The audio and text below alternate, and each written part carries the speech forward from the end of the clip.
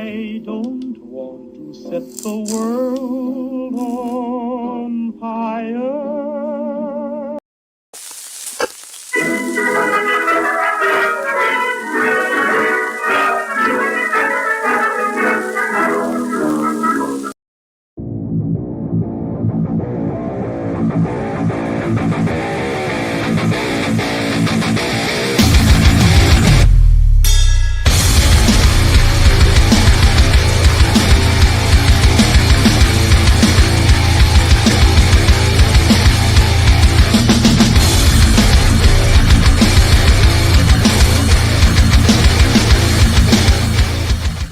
What's up, everybody? Welcome to another edition of the Table Swap. My name is Metal Mike, and I'm joined here, as always, with the man with the best beard in the business. He is the host of the Boom every Wednesday night for AEW Dynamite. My co-host here every Monday night, Mr. Cam G. Cam. How you doing on this Monday evening? I'm doing all right, man. Like I said, we got some football going on. Got Monday Night Raw that happened, so a lot going on this Monday night or whatever. But yeah, man, I'm here. I'm here, ready to talk some Raw. You know, as I'm like, this is so weird because as we were getting into the intro and everything here, I'm like scrolling through the internet, like last second scrolling through social media and everything like this, and I just learned something. And I just seen a video, literally, of this person at a meet and greet this weekend. But Ricardo Rodriguez passed away. Oh, wow. I didn't know that. Former manager of Alberto Del Rio, Ricardo Rodriguez, has passed away. It was announced 23 hours ago. So yesterday it happened. 58 years old. And literally, as the intro is going in, I'm sitting here like, hold on. I just seen a video that he was at a meet and greet this weekend, and he was promoting a show that he's going to be at. Like, I'm in complete shock of this right now. Like, no bullshit, dude. I'm in shock. And what's crazy is he relocated to Lancaster, Pennsylvania, which he lived literally an hour away from me. That's nuts. All right. Well, I mean, thoughts and prayers and everything go out to him and his family. I mean, that's crazy. Like, I literally just like, oh my God, I got to get on track here. We got to get on track. I'm confused now because it says he was born in 86, which only makes him 39, not 58. Yeah. I'm confused. Yeah.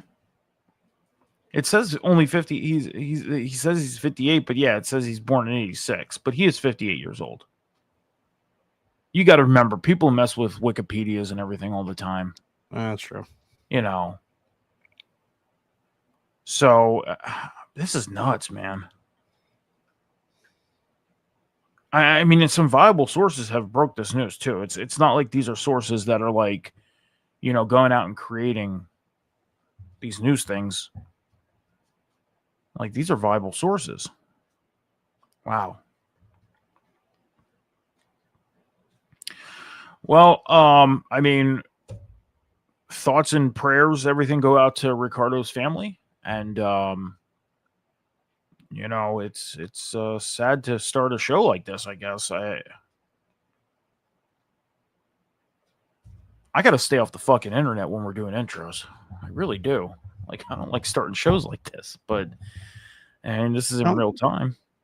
I don't think it's Ricardo, because from what I'm saying, it doesn't look like that's who that is.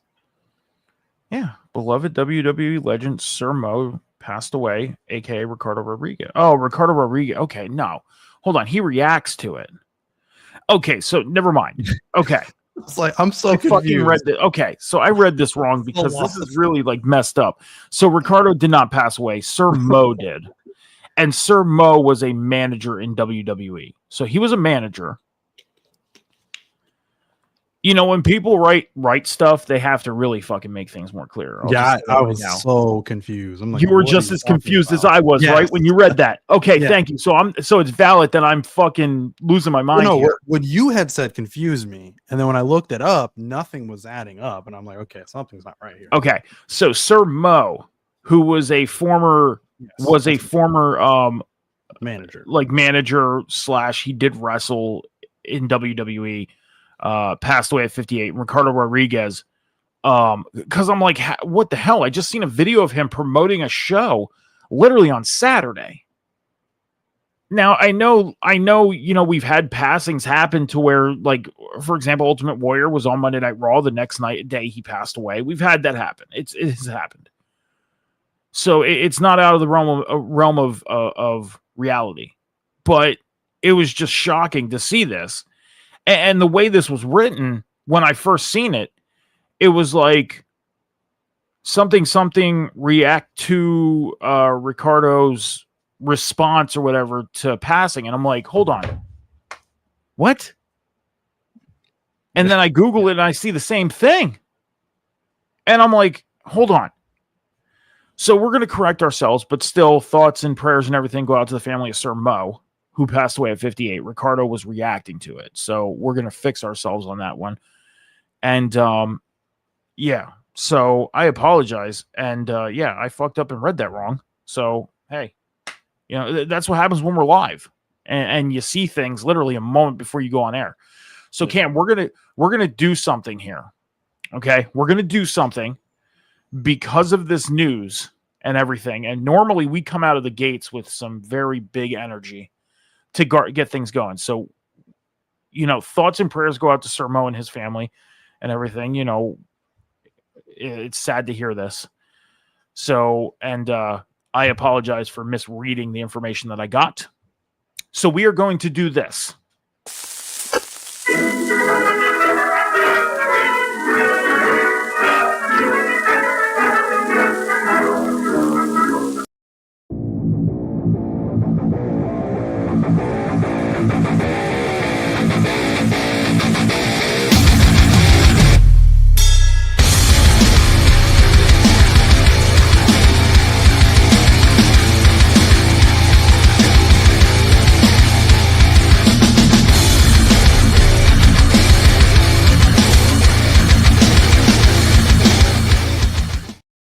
Welcome, everybody, to another edition of the Table Spot. My name is Metal Mike, and I'm joined here, as always, with the man with the best beer in the business. He is the host of The Boom every Wednesday night after AEW Dynamite. Mike host here every Monday night for the Table Spot. Mr. Cam G. Cam, how you doing on this wonderful Monday night? I'm doing great, man. Like I said, a lot going on right now. Got, had 2 games on for, Monday Night Football and, of course, Monday Night Raw. So I'm here. I'm here to talk some Monday Night Raw for sure. See, now that's how we start a show. That's how we do it. That's how we do it. Got to come out of the gate strong. Yeah, man. I mean, Monday night, the double football game. I mean, we've had the discussions about 2 Monday night games. That's stuff that we talk about over on the Huddle Hub podcast on Tuesdays and Sundays. And it's exciting that there's 2 football games on a Monday night. But the other thing that's very exciting is the fact that we get some pro wrestling on Monday night, and that is Monday Night Raw. And that is what we are here to talk about, because I'm going to say this, Cam, I ask you this every Monday night. So, what we basically did was we came out of the gates a little weary because of finding out the news of Sir Mo, who was a former manager / wrestler in WWE back in like the early 90s, passed away. Now, what happened was I came across an article that I misread because they made it sound like, and no bullshit, when you see the front page of this article, it's like they're making it sound like Ricardo Rodriguez, former manager of Alberto Del Rio, passed away. Okay. So whoever wrote this article just needs to go back and rewrite that heading, because it's like, I'm not going to sit here during an intro and read a whole article. I just see the heading, and the heading was terrible. Was not that good. It was so misleading.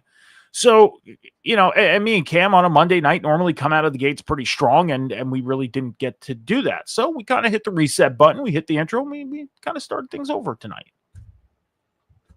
That's that. So, Monday Night Raw out in Sacramento. Cam, I'm going to say this right now. I normally ask you, what you would grade Monday Night Raw on a weekly basis. Can I grade before you tonight? Sure. B-. This was a good show tonight. I enjoyed this show tonight. This was a good show. I liked the direction they went with things. I liked how things were mapped out. I liked how the matches were mapped out. There was one segment that, and it's a pretty obvious segment. It was a bad segment. It was backstage. It was a bad segment because it made me feel like I was in the early 2010s again, maybe like mid Nikki Bella. But other than that, it's a really good show tonight. But Cam, what are you grading tonight? I'm with you. I would say B-. Again, no, of course I always have my critiques of things I didn't like. But I think overall, the direction they went, it really kind of seems like, again, they're honing back in on what they do best. And I think that's storytelling. And I think they're trying to mix things up because I think they realize that, some things are just not working, and some things are just overall just too repetitive. Yeah. Maybe they're actually starting to listen to the fans again, like how this current era started. Somewhere along the lines, I think they just got away with that and just started just doing whatever they felt was necessary. So maybe they're starting to go back in that direction of really listening to what the fans want. So not a bad show. I mean, I don't know what their thought process was for tonight, because I'm going to say this right now. All day today, I was kind of up and down about watching Raw because we have not gotten a lot of good episodes of Raw the past couple weeks, couple months. Like all summer has been kind of like it's almost like they were kind of riding a wave of like, hey, we're just going to get through the summertime. Yeah. Right. That's kind of how it felt, So when you get to a Monday night and you have those low expectations, it's like, okay, is Raw going to become a must-watch show, or is it going to become background noise to you doing other things besides just watching the show? And they literally caught my attention the moment we opened up the show, and this is where we're going to start our discussion, is with Adam Pearce in the middle of the ring, and he makes the announcement that we were going to have a battle royal tonight because of Seth Rollins' injury. We found out this past week that Seth Rollins, he suffered an injury. He had to get emergency surgery done. He is going to be on the shelf for a couple months. And this follows up on the attack from last week from the Bronze after Monday Night Raw. Monday Night Raw last week was 8 o'clock in the morning. I mean, you were traveling. That's why we weren't here last week. Because Cam was on a vacation, and plus Raw was at 8 o'clock in the morning. I mean, it was at the ass crack of dawn. I mean, I wasn't even out of bed for it. Not gonna lie, but he comes out, he mentions all this stuff, and then we see these black SUVs pull up with the Bronze and Paul Heyman, and what are they holding? The World's Heavyweight Championship, Seth Rollins' World Heavyweight Championship at that moment.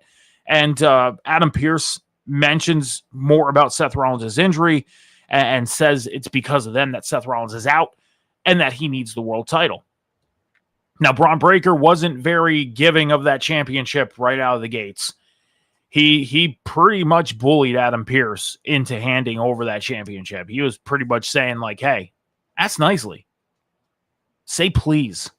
And Adam Pearce did so. Hands over the belt. And then we get Heyman and the Bronze in the middle of the ring. And Heyman asked everybody, why are you so mad at us?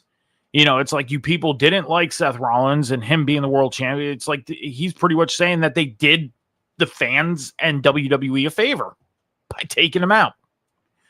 And Paul said it was calling Seth a bunch of names like a bum shoulder bitch and a bunch of other things. And then they end up leaving the ring. And that was that. Now, at this point, they had expectations of being in the Battle Royal because CM Punk right now is the number one contender for the World Heavyweight title, winning a triple threat last week against Jey Uso and LA Knight. So we find out about the Battle Royal. But Cam, your thoughts on this opening segment with Adam Pearce, the Bronze, and Paul Heyman? I've got a few issues with this one. I just don't like the way that, Braun pulls up. He has the championship over his shoulder, like as if he won it. That to me was kind of weird. The whole segment, I think, in general, wasn't the worst thing I think they've produced in the beginning of Monday Night Raw, but it was strange. It definitely got weird when Braun's like, "Say please," like, what's happening here? It was just weird. It was like, why is this like pulling teeth? This is not your championship anyways. I don't know why you're so attached to it. Very, very strange. And I would have thought that Braun Breaker of all people would have just wanted to earn it rather than just take it off of the injured Seth Rollins. I don't know. So it definitely got weird there for a minute. And I didn't even really like the way that it made Adam Pearce look. Like it just, Yeah. I mean, you're the authority on Raw. You shouldn't have to beg your talent to do anything. When you bring the hammer down, they're supposed to listen to you. You're supposed to be the locker room leader. You're supposed to be the guy that gets that talent in line. So I didn't like that at all either. You didn't mention this, but I'm kind of skipping ahead here, if you don't mind. Are we going to the backstage segment stuff? Well, I was going to what Paul was saying, and this was like, I guess, kind of his explanation, I guess, for initially siding with Bronson Reed and Braun Breaker.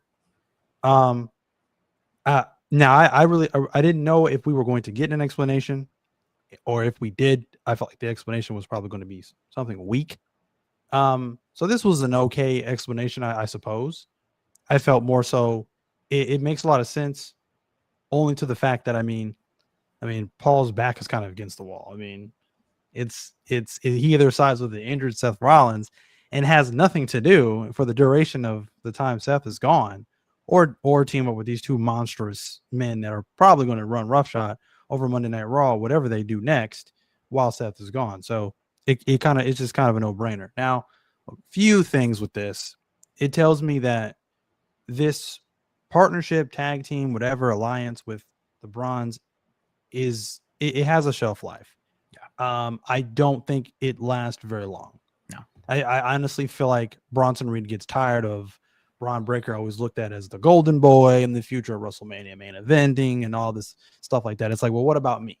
Like, I know I've got a lot to offer as well. Why am I the background band? Why am I the sidekick to Mr. Braun Breaker? So yeah, he's going to eventually get tired of that. And I don't think it's going to take very, very long or too much. So, and then even the partnership with Braun Breaker and Paul Heyman, I don't know how long that lasts. And now I had said this a long time ago when Braun Breaker was fresh coming from NXT, that was the pairing that's next. That Braun Breaker is Paul Heyman's next big experiment to take him to the top. I see that. I could see that ultimately being where they take this in the long run for sure. And like I said again, I think once Roman's done, or once Seth is getting close to his last run or whatever, I think you could be looking at your next guy, your next face of the company, your next face of Monday Night Raw or SmackDown that could go on another great championship run and main event several WrestleManias, just as Paul Heyman said. So they're already kind of planting the seeds now. Is it a little earlier than I expected? For sure. And I kind of expect them to kind of I don't want to say backpedal, but tone it down a little bit once Seth comes back, because I don't feel like it's right now. It's just it's kind of like it's undercooked. It's not the finished product yet, and it's not ready to be presented with Braun Breaker on top. I don't think, not yet. So I kind of saw that tonight. I mean, they took him out of the Battle Royal. Yeah. So I mean, that's kind of planting the seeds there too. So I mean, that's exactly what I was about to get into. Is we had Adam Pearce and Paul Heyman backstage, and Paul Heyman goes asking Adam Pearce, can you please, and Adam Pearce will cut right to the chase, pretty much bullied back Paul Heyman for being undermined in the middle of the ring. Like, you want me to put them back into the Battle Royal? Fine, please, because I took him out. Say please. And Paul Heyman says please. He does it. I like that. Yeah. But then Adam Pearce was like, no, not happening. No. You know what? Go find something else to do tonight. Maybe go and leave early, because there's no reason for you to be here anymore. None whatsoever, because your guys aren't in it. Yeah. And then Paul Heyman goes back to the Bronze and tells them, like, you're not in it. And Braun Breaker, seemed slightly more frustrated about this than Bronson Reed. It's almost like Bronson Reed, when you go back and watch that reaction too, I was watching both of them. And if you go back and watch it, Bronson Reed seemed a little more like, well, shit. Okay. Braun Breaker, on the other hand, was like, what the fuck do you mean? Like, he was ready to lose a gasket. Yeah. And Paul Heyman told them, like, hey, go back to 2002. Brock Lesnar in his first week could have taken over WWE like nothing, but he waited. 5 months later, won the WWE Championship from The Rock at SummerSlam. Big time moment.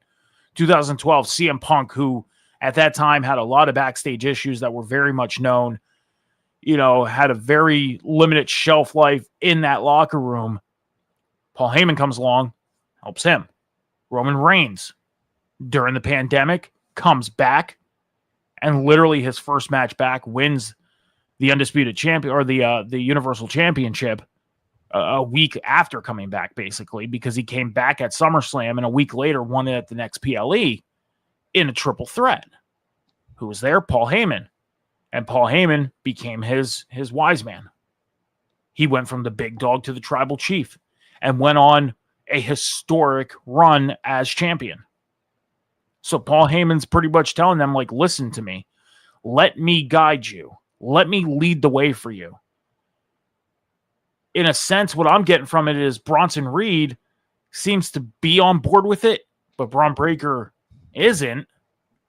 But Bronson's kind of staying in the good graces of Braun Breaker. So is Bronson Reed buying his time? Maybe. And when you said you think he's going to get sick of Braun Breaker's shit, I agree with you, because I think Bronson Reed is going to have the patience. Like I said, when they did Crown Jewel, I had every reason to believe that Roman Reigns was going to beat him. Because why have Bronson Reed go out and win a big profile match like that only to do absolutely nothing? They have a huge opportunity right now with Seth being out, with Roman being out of the picture, to do something big with Bronson Reed. Huge opportunity. Just like with the world title. It's not on Seth anymore. It's vacated. We have a match at Saturday night's main event, which we'll talk about in a few moments. They had a huge opportunity to set something up different there, but instead, I feel like they kind of went the safe route with the match that we're getting at Saturday night's main event. And we'll get into, let's get into it now. Why don't we talk about it now since we brought it up? Adam Pearce mentioned that Battle Royal, and we knew CM Punk last week wins the number one contendership. So he's getting a shot at the world title. Well, with Seth being out, Battle Royal gets called for tonight. Now, I found this odd because, Cam, you know how many competitors we had in this Battle Royal? 17. Such an odd number for a Battle Royal. 17. Yeah. Okay. Jay and Jimmy Uso, Sheamus, Otis, Kofi Kingston, AJ Styles, Dominic Mysterio, Rusev, Penta, Grayson Waller, Finn Balor, Dragon Lee, El Grande Americano, LA Knight, Tozawa, Ivar, JD McDonough. Those were the competitors. Okay. And it comes down to the closing moments of the match. Dom Mysterio and Jey Uso.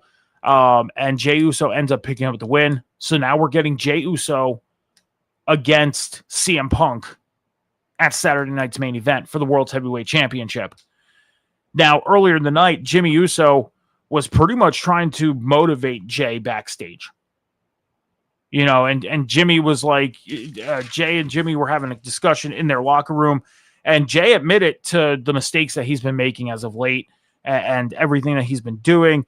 And Jimmy pretty much said, like, I'm trying to get you to realize this stuff. Like, you're not Roman. Stop trying to be him. And if you're not trying to be him, like, be yourself, dude. Get back on track. You were the world champion for a reason, and not because of anybody but you. You did it on your own. And then Jay said that not only Roman's right about what he's saying, but Jimmy might be right about everything he's saying as well. So Jey Uso saying that, hey, he's listening because he's admitting that these guys are right. And he goes out and wins this number one contendership. Now, throughout the match, Jimmy, not once but twice, saved Jay from getting eliminated. And then the moment Jimmy gets in trouble, Jay eliminates him. So now, are we back at square one with the Usos to where they might be button heads? Or do we think they get back on track? I know we'll probably have to wait until next week to find out, but what are your thoughts? I mean, if there's a fear of mine is the fact that we are getting this now. And I kind of feel like we could be back to square one with these two. I hope not. I don't want to see Jimmy versus Jay again. I really don't think that's going to do anything. They obviously have an elite ability to be able to storytell. Yeah. To be able to tell stories, with their body language, with even the in-ring aspect, the backstage segments, promos, whatnot have you. They have literally mastered it, I think, in storytelling with the bloodline and bloodline warfare and so on and so forth.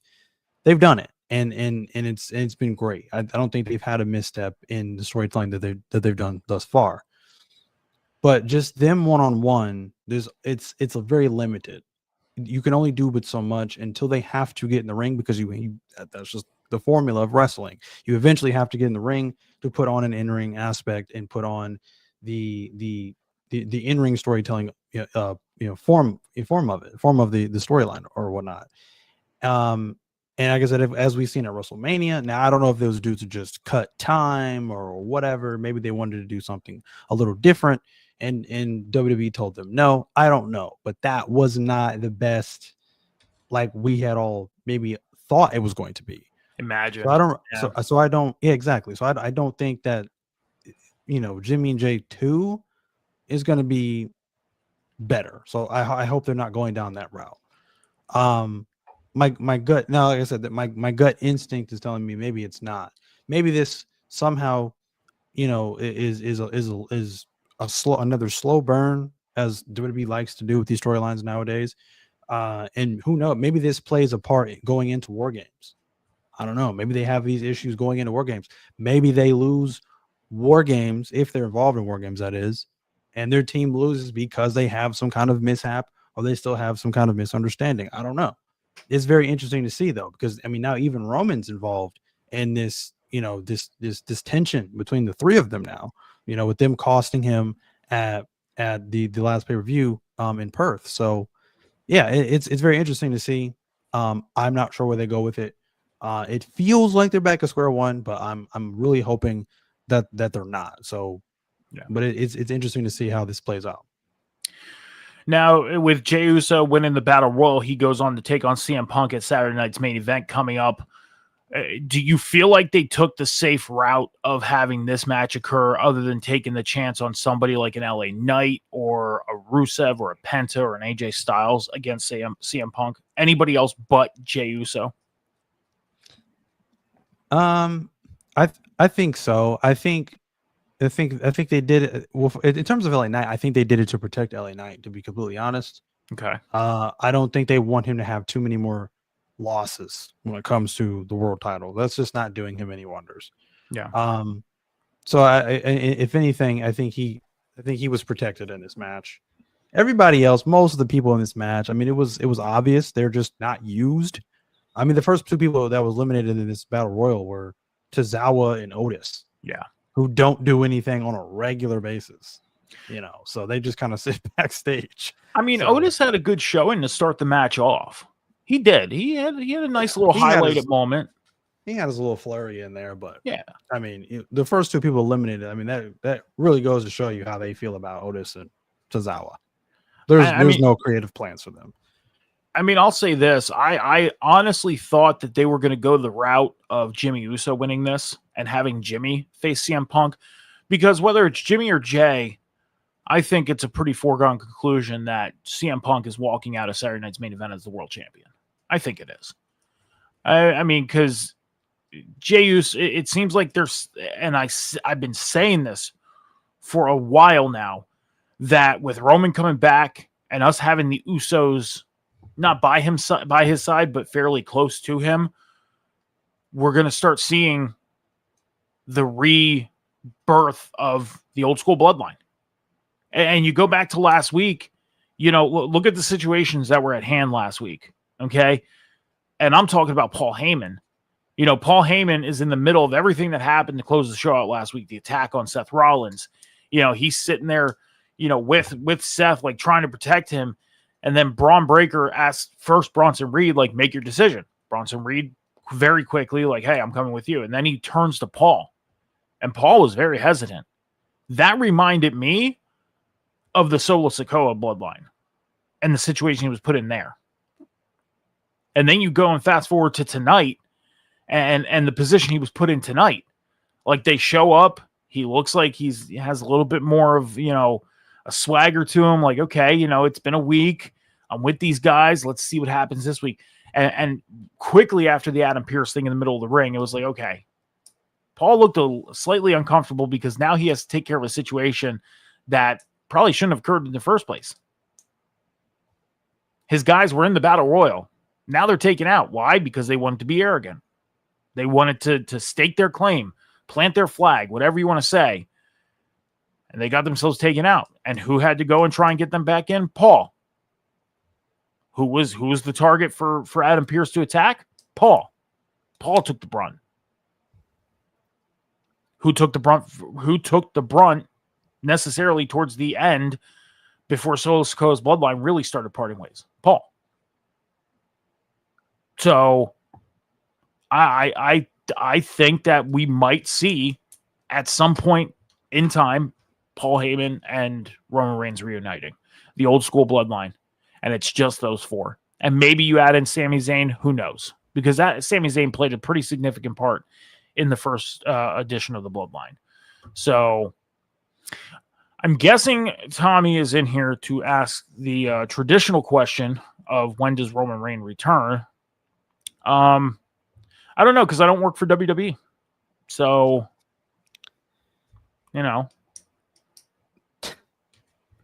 and even if I did, I wouldn't tell you. Got to keep it close to the vest, brother. Oh, God. Judgment Day backstage talking about everything going on tonight. As we've seen, Roxanne Perez had a match with Stephanie Vakir in a non-title match. Dominic Mysterio was also defending his Intercontinental Championship against Rusev, and the tag team titles were on the line. AJ Styles and Dragon Lee challenging for the tag belts against JD McDonough and Finn Balor. All this came apart because last week Dominic Mysterio, complained about having to defend his Intercontinental title tonight. And AJ Styles brought up the idea like, hey, you want to complain about this? Fine. Then why don't you go tell your guys to defend the tag team titles against me and Dragon Lee? Well, we fast forward to tonight. Finn Balor's not too happy about it. Seems like the person that is trying to keep things together, if anything, right now is Raquel. Trying to keep everything together. Trying to keep everybody at a stable mindset right now and keep people focused. But then we get into the tag title match, and AJ Styles, Dragon Lee, they end up winning the tag team belts, and the Judgment Day now a belt down. No tag team titles in the Judgment Day. We see the title change in a pretty good tag team match between AJ Styles, Dragon Lee, JD McDonough, and Finn Balor.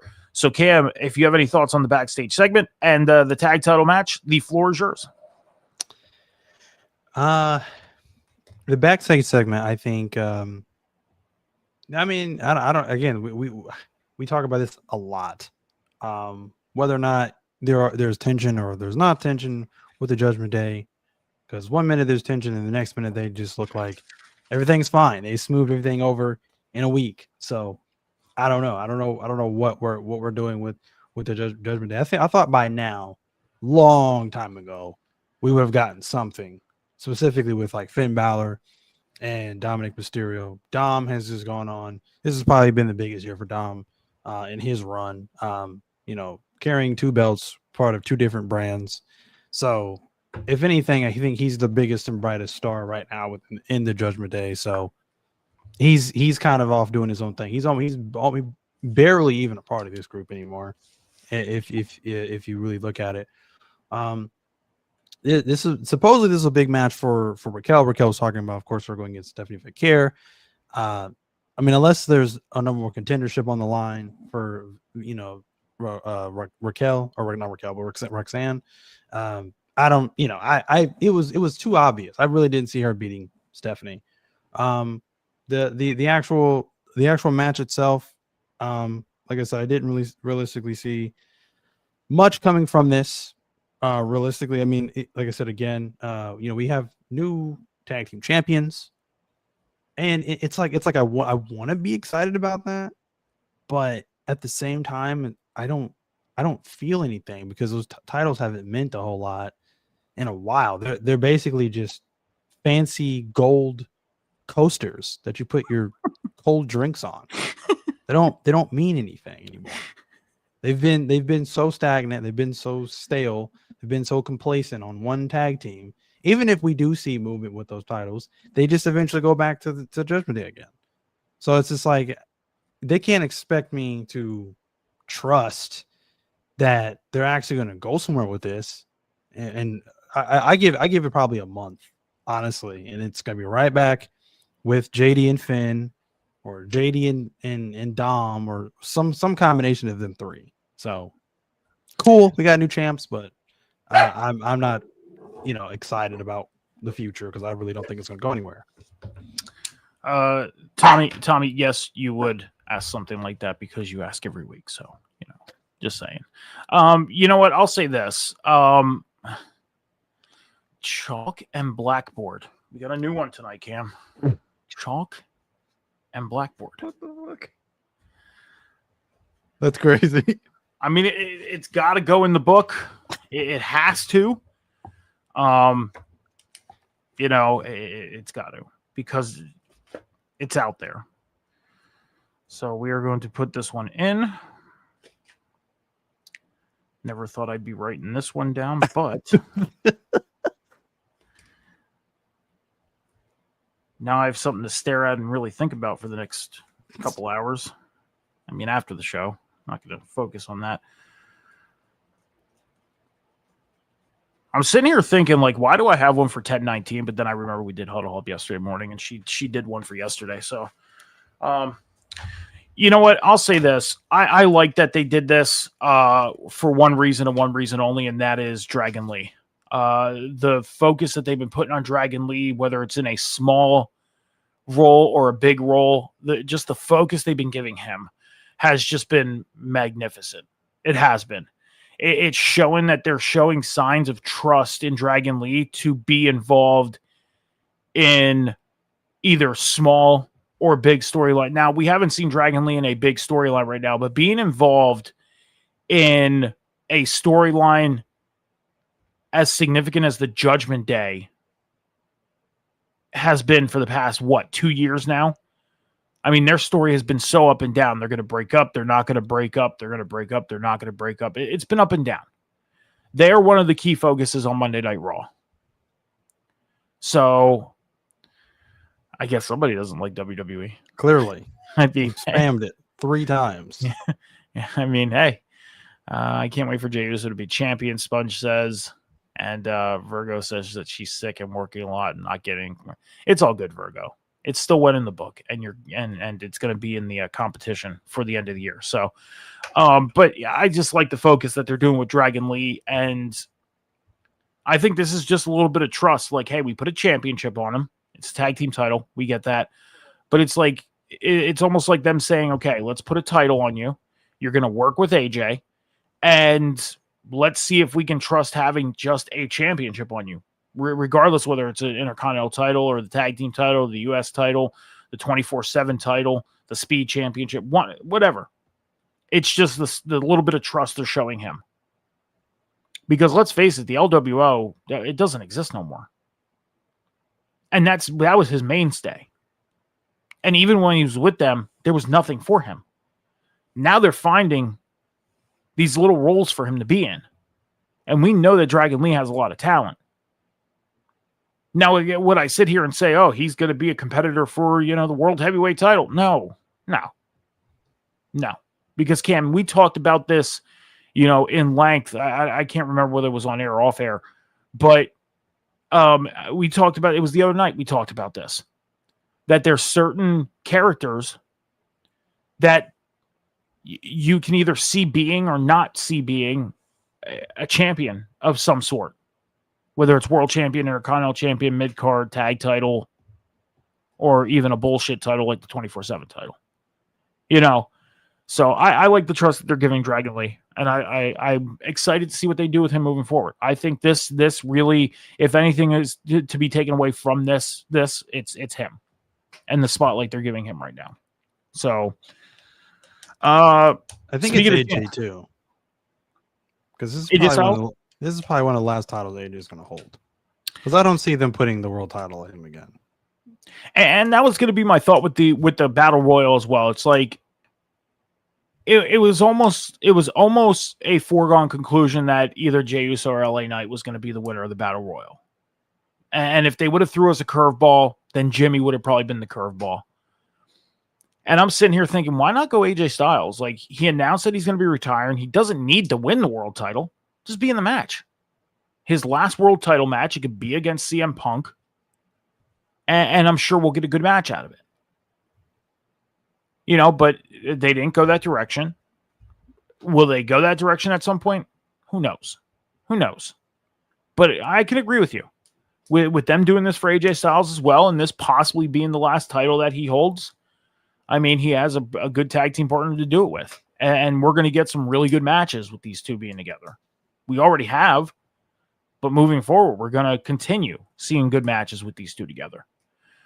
We stick around with the Judgment Day, though. Dominic Mysterio, he defended the Intercontinental Championship against Rusev. Now, a couple weeks ago, he ended up defending the title against Rusev, ended up winning in a pretty diabolical way. He kicked Rusev in the no area and rolled him up for the pin, 1, 2, 3, and retained the title. Well, fast forward to tonight, and Penta later on in the match decided to get involved, and while Dom was trying to get the ring bell hammer, trying to be a little sneaky, didn't get away with it.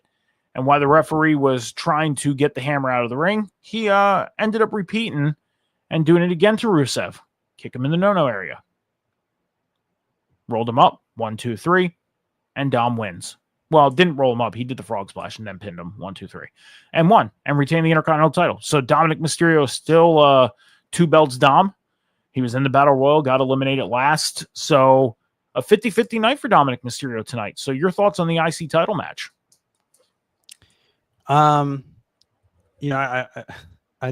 feel kind of bad for Rusev. This is a very different era, I think, for the WWE. They no longer added an emphasis on the bigger guys and making them these monster heels and squash matches and things like that. While I don't really miss those eras, because I mean, you're watching someone the size of a Rusev or someone the size of a Braun Strowman fight somebody that they outweigh by probably 150 pounds at least, and they're much taller than them. They're 6 foot at least or whatever. It looks ridiculous. You see that on TV, you're just like, okay, this is obvious who's going to win this match. Yeah. So I don't miss that era, but that era, those kind of guys just thrived in because they added such an emphasis on that. With Vince no longer at the helm, and like I said, this just being a much different era, they've definitely gone in a different direction in terms of just who they put on top now. So for me, it looks a little bit ridiculous as to bring Rusev back and just have nothing for him. I mean, in AEW, he was built like a monster, but he was also built as a monster who can like have a little bit of depth to his character. He's not just this mindless, I must destroy kind of character. He showed the ability that he can be able to talk. He has the ability to actually rope you into what he does next and still be a dominant champion at that.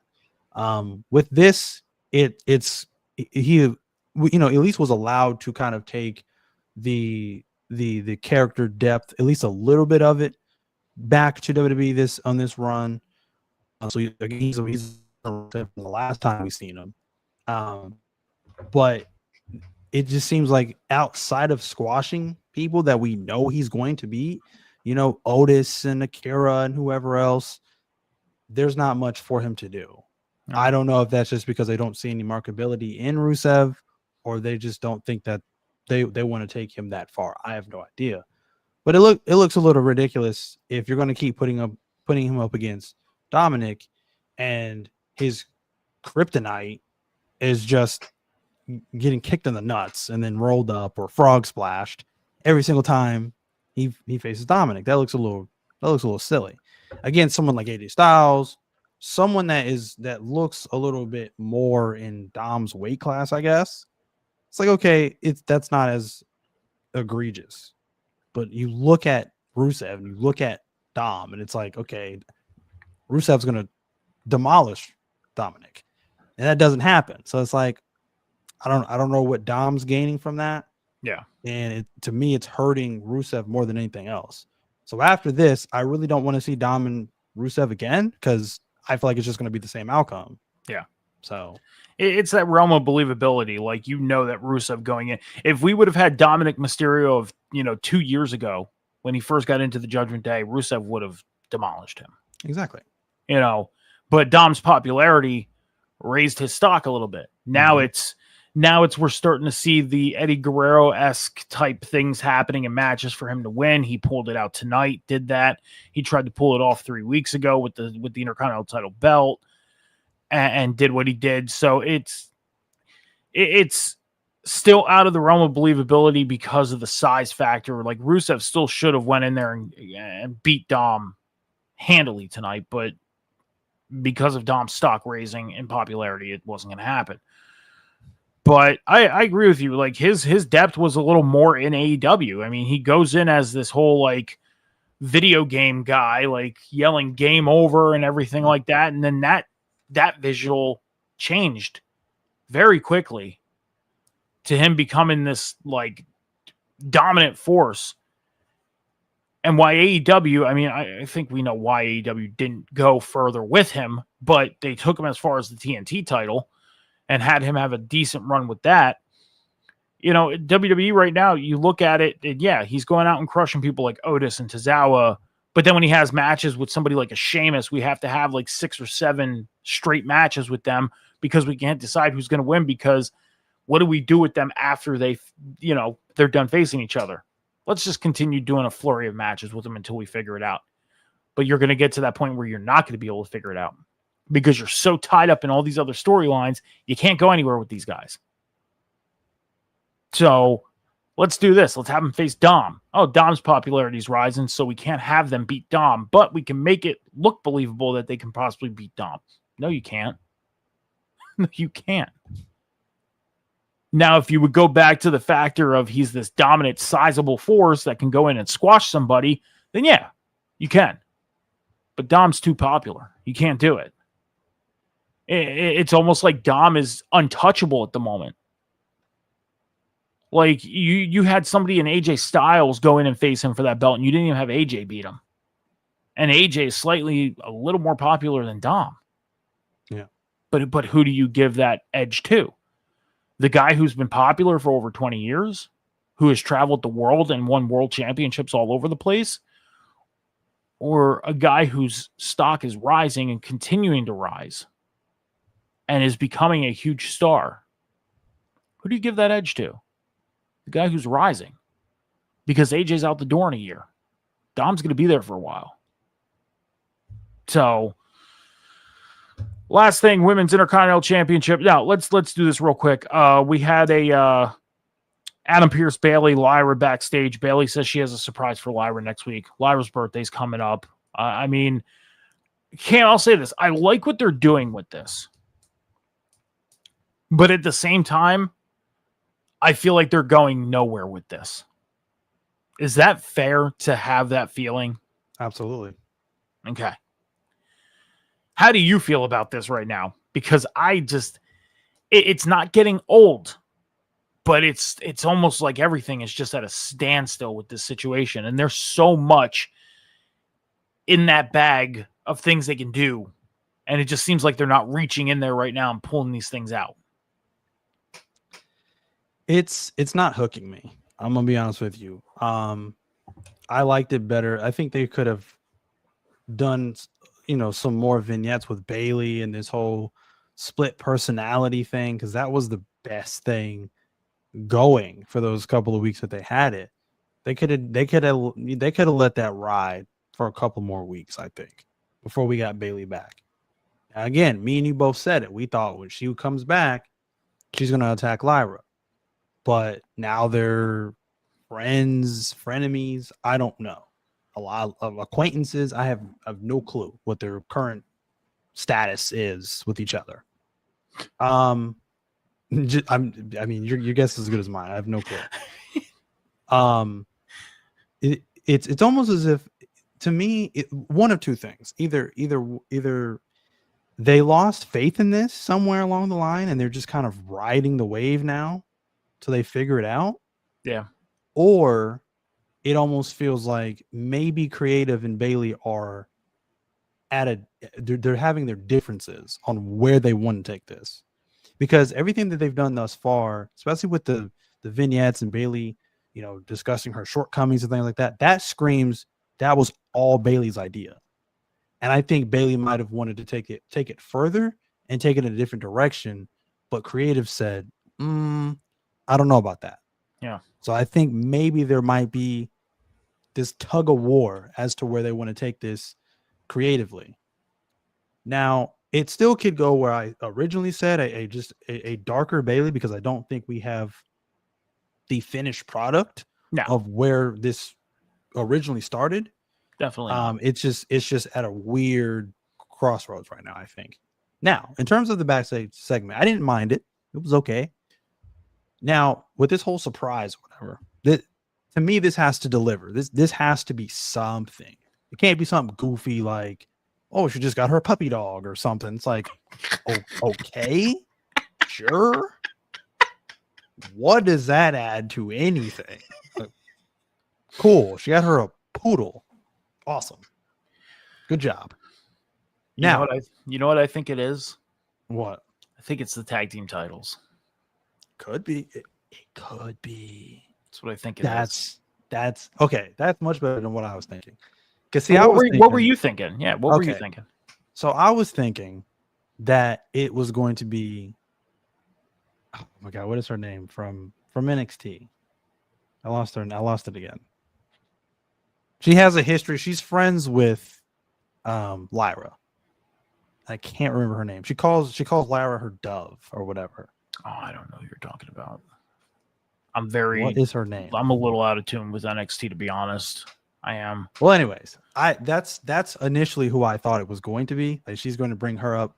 She's going to bring her up for NXT, or from NXT, I should say. And then I don't know from there. Like, she could have some lapse in her personality break and end up just viciously attacking her. I don't know. That's kind of where I was going with it. And then this whole storyline between them two will just take a drastic turn. Tatum Paxley. That's who it was. I was thinking her surprise was going to be Tatum Paxley. She brings her up. It's like, oh yeah, this, she's like showing her around, like, oh yeah, this is Raw. Welcome to Raw. Blah blah blah blah. Maybe Lyra has a match. It doesn't go the way that Bailey wants it to go. Bailey just snaps, attacks Tatum, and then, like I said, this storyline between them two just takes a drastic turn. I don't know, but the tag team titles, I didn't even think about that. So I like that even more, honestly. Your idea, I like your idea with bringing somebody up from NXT and kind of involving NXT, because we do have War Games coming up, and you want to try and get more eyes on War Games. There's a huge fan base for NXT. We know that. But right now, with the switch over to ESPN, not everybody can get ESPN or watch PLEs or anything like that. You want to try and convince people to go and watch. And with the fan base of NXT, bringing somebody up from NXT like Tatum Paxley, there you go. You can pull her up, War Games, all that stuff. My biggest fear is if they do like a recreation of Damage Control. That would be my biggest fear because Damage Control, I know a lot of people were fans of Damage Control, but it wasn't hitting for me for them. And especially towards the back end. But it's not a bad idea because of the direction Bayley's going. It might be something different. Who knows? So it's funny enough, I feel like that would honestly be perfect just because of the whole, like I said, split personality thing. Because one of those personalities was responsible for putting together Damage Control. Yeah. So she could like, try and force this Damage Control 2.0, and Lyra's just like, I don't know about that one.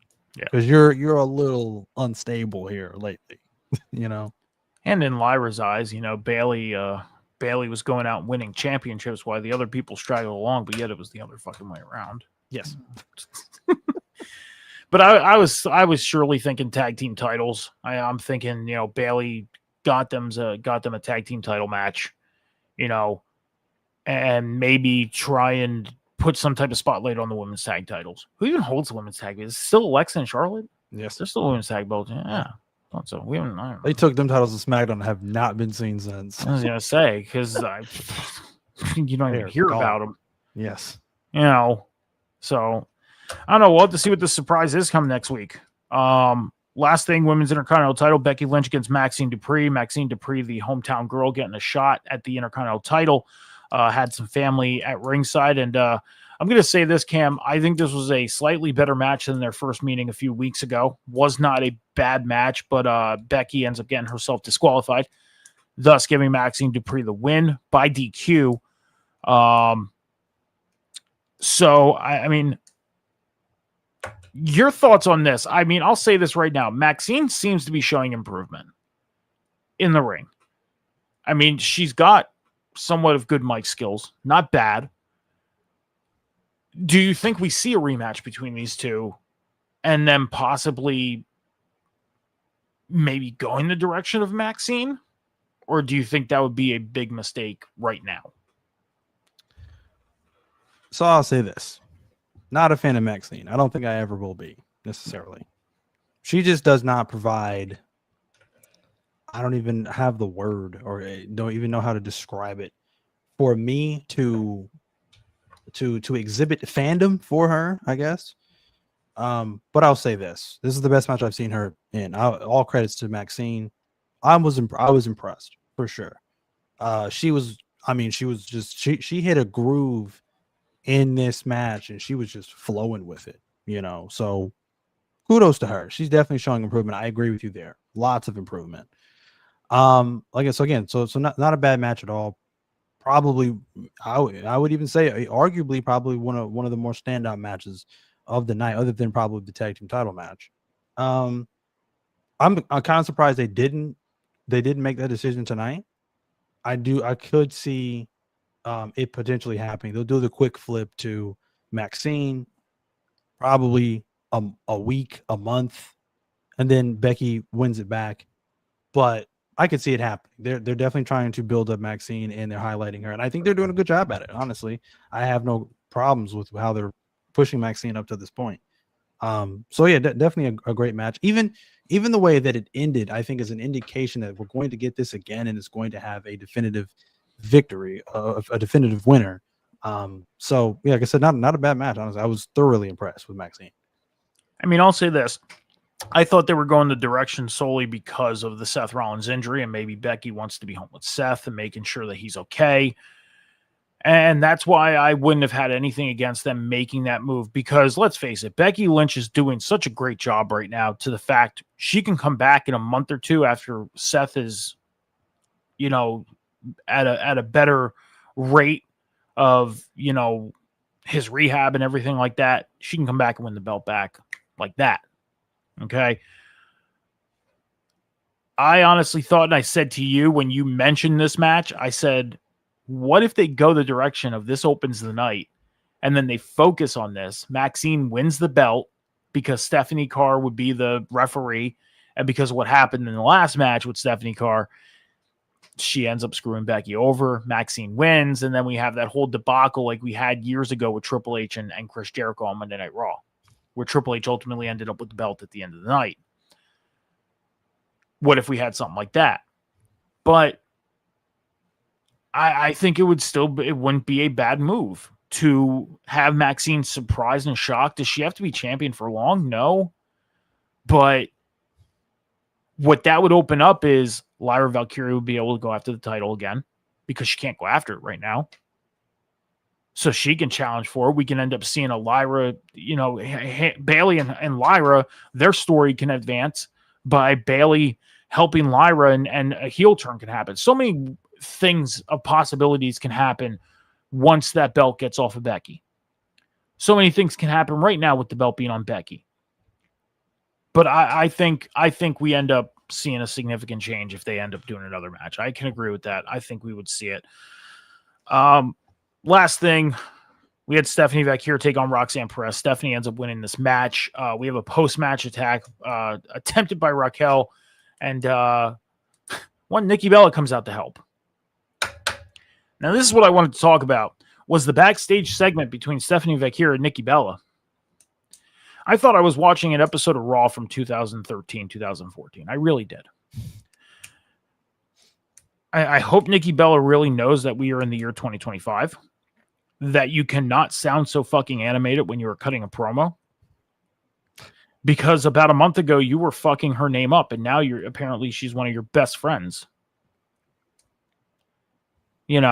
So, I mean, I'm kind of at a loss for words. I'm just saying, like, Nikki, clean it up. If you're going to be on TV cutting promos, clean it the fuck up. Seriously. Cam, you know me. I'm not a very... I'm crucial, and I will sit here and speak my mind and my thoughts and everything like that, and I try not to be so harsh to, either new talent that's still getting used to the whole promo cutting thing on TV, or talent that comes back that hasn't cut a promo in years. But Nikki Bella, I mean, it's not like she's been out of the spotlight. She's been on TV, even out of WWE. She's all over the internet. You know how to fucking talk. Don't make it feel so animated. Seriously. If you have thoughts on Stephanie Valkyrie and Roxanne and in the backstage segment, it's all yours. Man, like, you fuck up somebody's name a couple weeks ago and now you're all of a sudden best friends. Like, I don't get it. So the match, we need to see more of it. We need to see just more of Stephanie in the ring. One of my issues was just, like I said, them keeping her just active, I guess. They can't have her off TV now that she is the Women's World Champion. So keep your foot on the gas for creative is what I would have to say to that. This match was nothing more to just get her on TV because she's the Women's World Champion. So that's that. Post-match attack, Nikki comes out. I didn't even really know Nikki was even still there, to be honest with you. I forgot all about Nikki Bella. I thought she was gone back to podcasting with her sister or whatever. I didn't even know she was still there. So very strange pairing with Nikki and Stephanie. Backstage segment with these two. I don't know what it's like. Anything revolving around Nikki backstage, as we've seen thus far, anything that's said either by Nikki or people, around Nikki, whoever it is, it's just this vortex of stupidity. Like, who's writing this? Thank you for paving the way, and I looked up to you growing up, and what are we doing? They have never said this outside of a WWE script. Stop kidding yourself. I don't know why you're trying to put her over to the moon. I have no clue. Stop it, please. Is it just because she's a Hall of Famer? Okay, great. What are we doing? This made Stephanie look really goofy. It did. Because now she's like, oh, I owe you one. No, you don't. No, you don't. You don't owe her anything. She came out and saved you from getting a 2-on-1 attack. Great, cool. You don't owe her anything. I'm not even joking when I say this. I had my fingers crossed, just like this, hoping and praying that they're not announcing a world championship match with Stephanie Vicaire and Nikki Bella. Nikki Bella has done nothing. She has had one championship match in a losing effort to Becky Lynch, and that match was horrible. Please do not do this. This will make it's gonna make Stephanie look so bad. She's gonna have to slow down to Nikki Bella's level just to be able to make the match watchable. No, please don't do this. You can't do this. You have so many other options. Go back to and I've given the Rhea thing so much crap. Go back to Rhea before you do that. That would be a good match. That's a match that I know a lot of people would love to see them one-on-one for the championship. Nobody no one I've heard online or in person. Nobody I've ever talked to or I've ever seen cover professional wrestling has ever said, yeah, we want Nikki versus Stephanie Vicaire for the world title. No. Now, if she says that, if she's referring to, I owe you one, and Nikki's like, well, yeah, I might take you up on that. If we're saying maybe a tag team match on Raw, them two versus Judgment Day, cool. One off, be done with it. Get her away from Nikki, please. That we don't need to do this after that. So are you ready? Hated this segment. So they did mention the whole I was watching you when I was growing up, idling you, yada yada yada. Okay. You ready? You ready for this this nitpicking apart? Ready for this? Nikki Bella is 41 years old.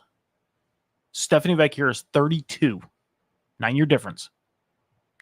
Nikki Bella debuted in WWE at the age of 24. You know how old Stephanie Vicaire was? 15. You know when Stephanie Vicaire started wrestling? She was 16 years old. Wow. So you're telling me in a year or maybe a little less, Stephanie Vicaire was idolized by Nikki Bella? Took her a year or less for Nikki Bella to be her idol? I don't grow think up so. grow up watching her? Come on. Come on. I don't think so. Not at all. Not at all. Oh, and then one last thing. For Nikki then to insinuate that, oh well, there's a target on your back now. I've been in that position before. No shit. No, you haven't been. You had the Butterfly Divas title. Yeah. No, you haven't. But you don't ever compare yourself to Stephanie Vicaire. You were never in her position ever. No. Because the way things are today were not the way things were back then. Mm-mm. Not at all. Not at the time she was holding that close. championship. No. I mean, were things getting a little better at that time? Yeah, they were. They were. But not nearly as good as today is. Not at all. Hated this segment. In case you didn't. This was the worst segment of the night. This is what gave it a B- instead of a B+. Yes. That made the difference between A+ and minus. Because tonight, up until that point, had a B+ for me. It did. Tonight was a fairly good show. Was very entertaining. I think what the entertainment, what really kept it very good was the fact that they kept things compacted. Because Cam, we had like 2 segments left to talk about 40 minutes into the show here. Okay, now we're an hour and 8 minutes in. So we had some things to talk about and everything, which is natural. We're podcasters. That happens. But we were 3/4 of the way done talking about this show at 40 minutes, roughly 45 minutes into the show. That's how compacted Raw was. So they kept things fairly tight and entertaining. Don't spread it out. And some people would probably complain, oh, you had to have 3 championship matches in a row. Who gives a shit? When you watch a pay-per-view, you sometimes have 5 championship matches in a row. Who cares? Who cares if they put championship matches back to back to back on a regular televised show? I mean, those same people would probably complain that we're not getting enough championship matches on live television. Yeah. So there you go. So. Yeah, exactly. That's Raw from Sacramento, California. 10/20/2025. And yeah, not a bad show. Not a bad show at all. Cam, who's your superstar of the night? I was thinking about this because I knew you were going to ask me this question. I mean, it's a new segment, so I'm going to say it's a tie. Okay. For the first week ever, it's a tie. Okay. With Dragon Lee, because Dragon Lee, I think every time he's in the ring, he's definitely not squandering his moment on television. And I think he's getting better week after week. Okay. Just with what he's been able to showcase and the spotlight that WWE's given him. And I've seen that tonight. I'm just like, man, is this dude getting better? Or am I like in the Twilight Zone or something? He just seems like he's getting better. So definitely Dragon Lee. And then it's in a tie with Becky Lynch. That backstage segment with Paul Heyman, that was gold. That was amazing. I mean, Paul gave her pretty much the ultimatum of a lifetime. But I knew she wasn't going to take it because it's just like, you turned on her husband. You know, why would she team up with you and her husband's at home hurt, you know? And it's just like that bone chilling threat for when he comes back. It was like, it was awesome. Once again, like I said, more over to, you know, singing the praises of Becky Lynch right now. This run that she's been on has been probably one of her better runs in a while. So yeah, those are my two of the night for sure. I mean, that backstage segment with Paul Heyman was flawlessly good. It was just the death stare at Paul while he was talking, just spewing his bullshit. It's like, man, she does not care. She doesn't give a shit what you have to say. Like, oh, and you could have a hot husband at home and have a very attractive oracle at work. It's like, fuck you, Paul. I'm not buying the bullshit that you're trying to sell, buddy. Yeah. You ain't getting $1 out of me. Right. Not happening. I ain't putting food on your plate. Right. You can kiss my ass. Right. Like, that's why Seth knew you were going to do this shit 6 months ago when you first joined him at WrestleMania. Like, he was prepped for this. He just didn't think it was going to happen so soon. Yeah. So just wait until he comes back. Remember what Solo did to you? It's probably going to be worse. Yeah. Just saying.